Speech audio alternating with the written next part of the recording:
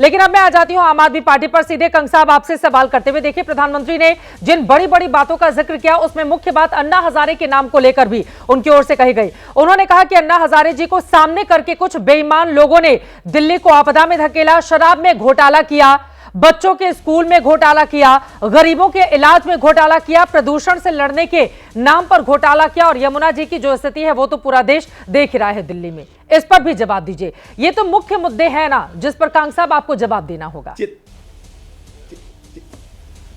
चित्रा बिल्कुल जवाब दूंगा जी। चुन चुन के प्रधानमंत्री जी ने, चाहे 70,000 करोड़ का घोटाले का आदमी हो, चाहे हेमंत बिस्वा शर्मा हो, चुन चुन के भाजपा देश में से जो करप्ट से करप्ट लोग हैं, और प्रधानमंत्री जी कहते हैं करप्ट, हम नहीं कहते, उनको भाजपा में ले आए तो दूध के धुले हो गए। आज देश भर से जो सबसे करप्ट लोग हैं वो भाजपा में, और जिनको भाजपा ने ही करप्ट कहा था।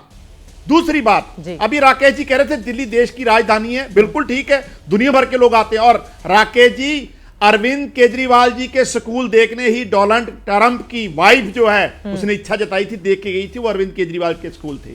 और लॉ एंड ऑर्डर की बात आप करते हैं। एनसीआरबी की रिपोर्ट क्या कहती है? एनसीआरबी भारत सरकार की रिपोर्ट क्या कहती है कि जहां जहां भाजपा की सरकार है, लॉ एंड ऑर्डर की स्थिति, चाहे हरियाणा, चाहे यूपी, चाहे उत्तराखंड, जहां जहां भाजपा की सरकारें हैं वहां सबसे ज्यादा क्राइम है, और गैंगस्टर की पनीरी जहां बन रही है वो भाजपा की सरकारें। और दिल्ली में क्या हो रहा है? तो फिर तो आप दिल्ली में सिर्फ पुलिस ही नहीं, लेफ्टिनेंट गवर्नर भी भाजपा के नॉमिनेटेड। हाँ, अगर गैंगस्टर की लॉ एंड ऑर्डर की बात करेंगे फिर तो पंजाब से आप पर जवाब मांगा जाएगा ना हर रोज। हाँ, पंजाब नहीं है उसमें, एनसीआरबी में जहां जहां बीजेपी की सरकारें सबसे बदतर हालात लॉ एंड ऑर्डर के वहां हैं। दिल्ली में पुलिस भाजपा कंट्रोल करती है, अमित शाह जी कंट्रोल करते हैं, लेफ्टिनेंट गवर्नर सरकार कंट्रोल करते हैं। यहाँ क्या हो रहा है उस पर बात करो ना आप। लॉ एंड ऑर्डर पर मैं राकेश जी से जवाब दूंगी, ठीक है। आपने महत्वपूर्ण सवाल उठाया, ये बिल्कुल सही बात है। दिल्ली वाले मुद्दे पर जरा यमुना जी की भी बात कर लेते। नहीं, कंग साहब आप सुनिए ना, जब भी आप विदेशों की तस्वीर देखते हैं या देश के दूसरे हिस्सों की, वो बनारस की बात करके गए हैं कि गंगा वहां पर किस तरह से अविरल हुई है, और वहां पर अलग अलग जगहों पर हमने देखा नए घाटों का निर्माण भी हुआ है। जब हम यमुना की बात करते हैं, अरविंद केजरीवाल का वो वीडियो आंखों के सामने आ जाता है जब उन्होंने कहा था 2024 तक बिल्कुल यमुना साफ हो जाएंगी। सर, हम 2025 में बैठे हुए हैं। आज पीएम ने भी छठ वाला मामला गिराकर इस पर हमला किया है आप लोगों के ऊपर। ये यमुना जी की सफाई में कितना वक्त लगेगा आम आदमी पार्टी की सरकार को? वक्त नहीं लगेगा। अगर भाजपा के नॉमिनेटेड लेफ्टिनेंट गवर्नर दिल्ली सरकार के कामों में अड़ंगे ना लगाए तो 1 साल में ही हो सकता है सारा कुछ। और बहुत सारी लेख बनाई है आम आदमी पार्टी ने दिल्ली में। मसला तो यहां है, जब अरविंद केजरीवाल जी की कैबिनेट कोई फैसला लेती है, आम आदमी पार्टी की सरकार कोई कैबिनेट फैसला लेती है, अतिशी जी की कैबिनेट फैसला लेती है, लेफ्टिनेंट गवर्नर उस फाइल को दबा के बैठ जाते हैं। बताओ, काम ना करने के लिए हर बार उस पर प्रधानमंत्री जी कभी नहीं बोलेंगे। राकेश जी, आज 10 साल बाद नींव पत्थर रखने आए। हमने 10 साल में 3-3 यूनिवर्सिटी बनाई है, ठीक है, हजारों क्लासरूम बनाए हैं, ठीक है, नए हॉस्पिटल बनाए हैं, 3 नए हॉस्पिटल बनाए। प्रधानमंत्री बता दें, एक भी हॉस्पिटल बनाया दिल्ली में? राकेश सिन्हा जी, उनके आरोपों पर जवाब दीजिए। आज कुछ कामकाज गिना रहे थे, मैं उस पर आऊंगी, ठीक है। राकेश सिन्हा जी वो कह रहे हैं कि जब भी हम कोई काम करना चाहते हैं एलजी फाइल अटका देते हैं, तो फिर दिल्ली की सरकार कैसे काम कर सकती है?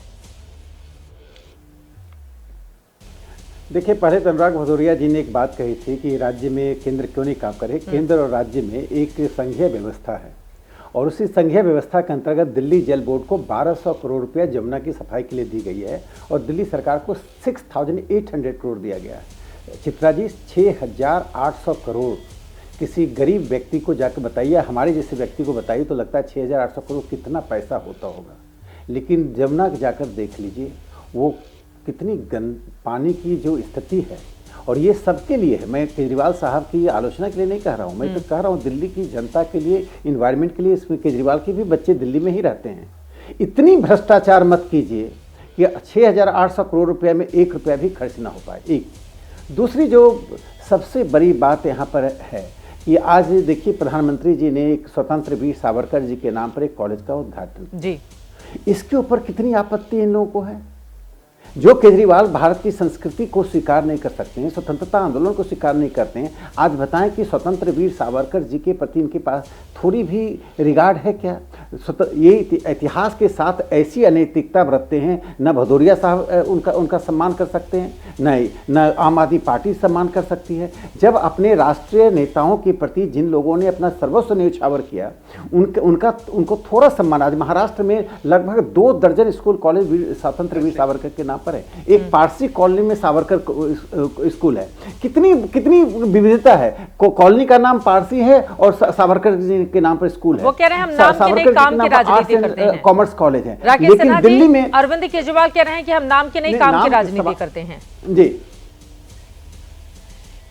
नहीं, काम तो उन्होंने जेल में जाकर ही किया है। काम तो सिसोदिया जी जेल में जाकर किए हैं, काम तो जैन साहब जेल में जाकर किए हैं। और सबसे बड़ी बात वो बताएं कि दिल्ली के दंगा में जो लोग अपराधी थे, क्या उनको टिकट देने जा रहे हैं या नहीं। जो दिल्ली के दंगा के सरगना थे, आज कांग्रेस पार्टी भी उनको टिकट दे रही है और आम आदमी पार्टी भी टिकट दे रही है। राहुल गांधी और अरविंद केजरीवाल दंगाइयों के मामले में एक ही तराजू में खड़े हैं और समाजवादी पार्टी का तो करना ही नहीं है। ये तो उत्तर प्रदेश में उन्हीं के साथ हैं जो माफिया है, जिसको योगी जी समाप्त करना चाहते हैं, उसके पैरोकार बने हुए हैं। 10 सेकंड में जवाब दे दीजिए ना, आप जवाब तो दीजिए इसका साफ तौर।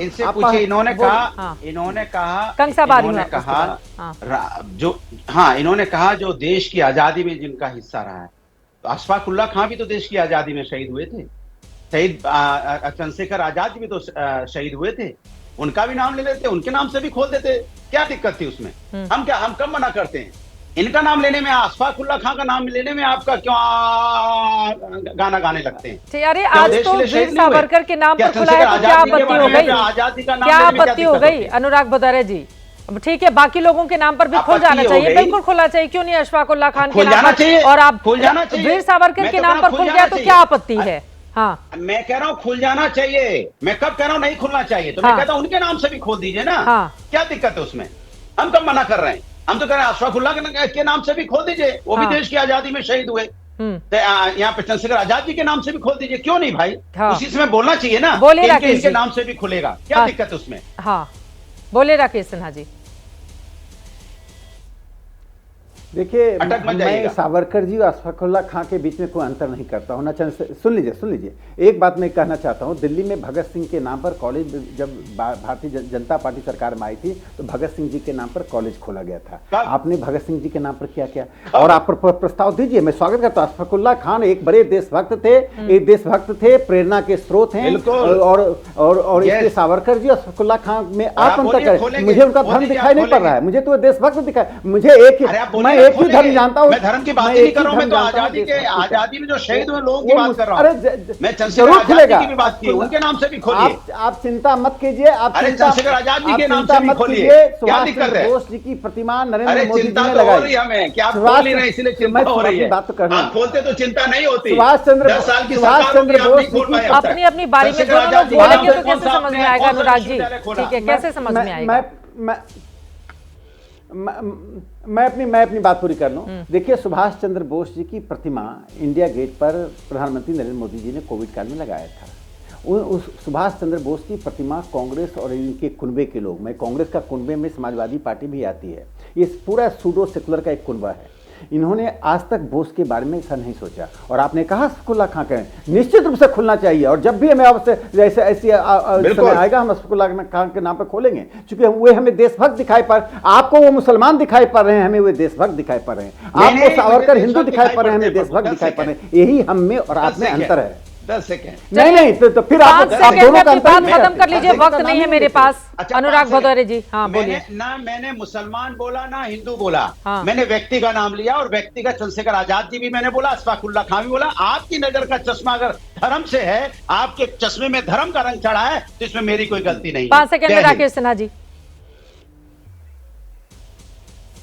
देखिए, वास्तव में जिस दर्शकों को, चित्रा जी आपको भी समझ में आ रहा होगा, जब सावरकर जी के साथ अशफाक उल्लाह खां का नाम बोला तो कहने का सेंस था कि आपने एक हिंदू के नाम पर खोला, मुसलमान के नाम नहीं खोला। इतनी बात तो हम सब समझते हैं, जिसको अंग्रेजी में इन बिटवीन लाइन कहते हैं। और मैंने यही कहा कि हमारा धर्म देशभक्ति है। यही धर्म के साथ आज संघ परिवार पूरे देश में फैल रहा है। आपका धर्म समाज में वक्त हमें इतने की इजाजत देता है। आप तमाम मेहमानों का बहुत धन्यवाद हमारे साथ महादंगल का हिस्सा बनने के लिए। कुल मिलाकर आपदा में अवसर ढूंढने की कोशिश भारतीय जनता पार्टी की ओर से की जा रही है। प्रधानमंत्री नरेंद्र मोदी की ओर से आज जबरदस्त तरीके से हमला किया गया। आम आदमी पार्टी के 10 सालों की सरकार के कामकाज को लेकर उन्होंने सवाल उठाए। भ्रष्टाचार के मुद्दे पर अरविंद केजरीवाल को कटघरे में खड़ा किया। तो वहीं दूसरी तरफ आपकी ओर से खुद केजरीवाल सामने आए और उनकी ओर से कहा गया कि 10 सालों में अगर बीजेपी की केंद्र सरकार ने किए होते काम तो फिर आज आकर मुझ पर हमला नहीं करना होता।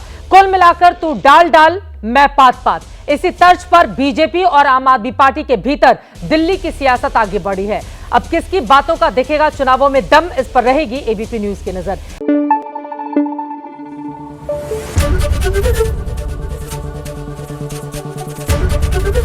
एबीपी न्यूज आपको रखे आगे।